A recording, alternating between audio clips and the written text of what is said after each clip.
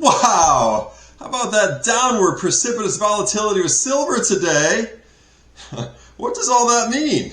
Where's silver going? Well, good evening and welcome to iBankerU News tonight.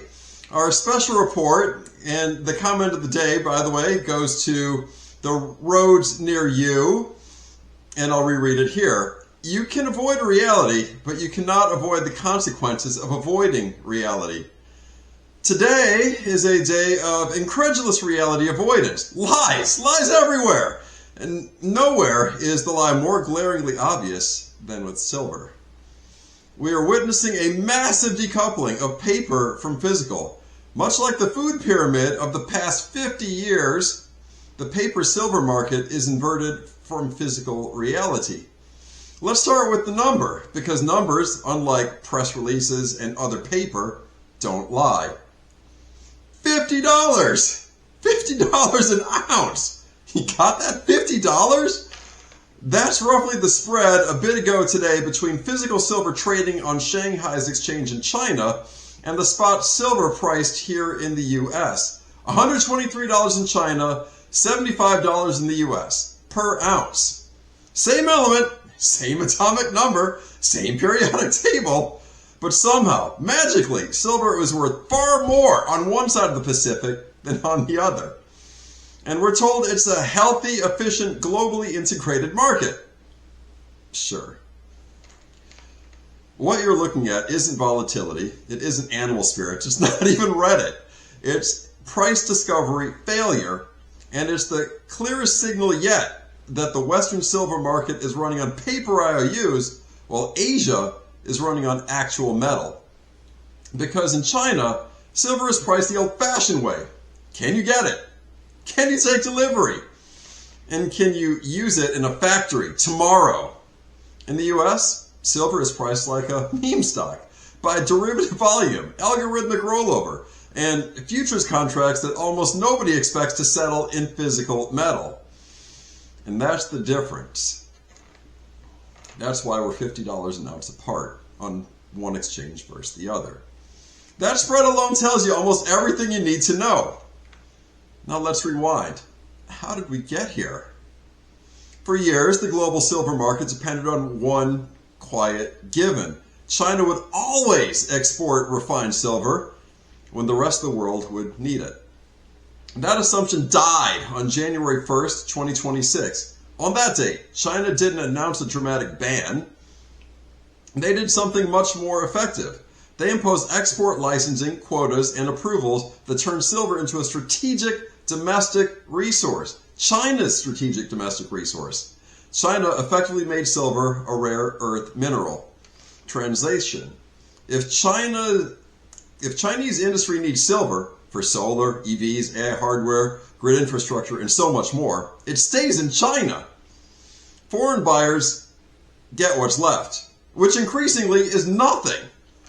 So now you have a bifurcated market. In China, physical scarcity, high spot prices, real delivery.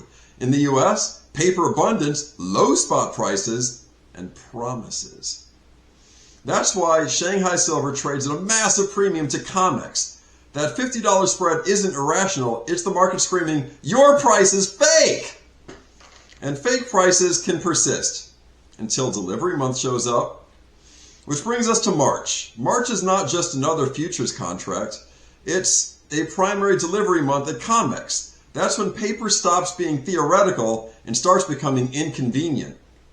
In March, longs have a choice. Roll the contract forward and stay in paper fantasy land, or stand by for delivery and ask for actual silver bars. And this year, that choice matters more than it has in decades, because COMEX has a problem, a math problem. As of now, registered silver, which is the only metal that can legally be delivered, sits at little north of 100 million ounces. March open interest represents several hundred million ounces of potential claims. Depending on the day you run the numbers, registered inventory covers low teens percentages of what could be demanded. That's not a buffer, that's a suggestion. And here's where China-US spreads come roaring back to the story. If you're an individual, if you're an industrial user a sovereign buyer, or a well-capitalized fund, you look at this and think, why would I roll a futures contract forward when physical silver outside the US is already trading at $50 higher? At that point, standing for delivery isn't ideological, it's arbitrage, it's inventory security, it's rational behavior. If we were China, we'd be laughing our faces off at the US today. We'd be all, ha ha! We would be counting the seconds until March, when we'd be the first in line, days ahead, like a hipster when a new iPhone comes out or a comic book superhero movie is coming. We would take every last ounce out of the COMEX vault, bring it back to China, and make a huge rip on our trade. Every last COMEX ounce would be gone. The arbitrage is just too high. So what happens if COMEX can't deliver? Well, there are only 3 doors, and none of them are pretty. Door number 1, price explosion. Short scramble to source metal that doesn't exist at the posted price. They bid against each other, futures gap higher, to close the China-US spread violently. This is the classic short squeeze scenario. Ugly, fast, and extremely public. Door number 2, cash settlement. COMEX says, here's your money, not your metal, which tells the world that silver futures are financial contracts only, not claims on physical supply. At that very moment, COMEX stops being a commodities exchange, becomes a price reference suggestion box. And that brings us to door number 3, delivery failure. The nuclear option. Contracts exist, metal doesn't. Confidence evaporates, not just in silver, but in every physical settled commodity derivative. Collateral chains break, hedging models fail, lawyers get rich. And let's be clear about something the financial media carefully avoids saying out loud. That $50 China-US spread is already a default, just a polite one.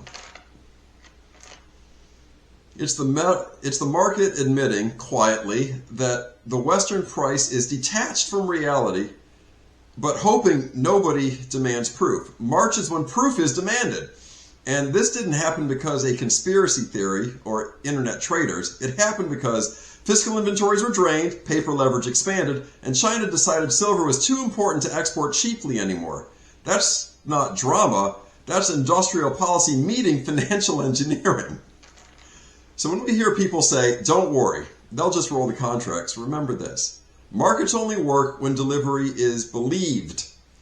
And right now, the world is paying $50 more per ounce in China because belief is in short supply. March is when we find out whether that belief still exists at COMEX. Build that stack!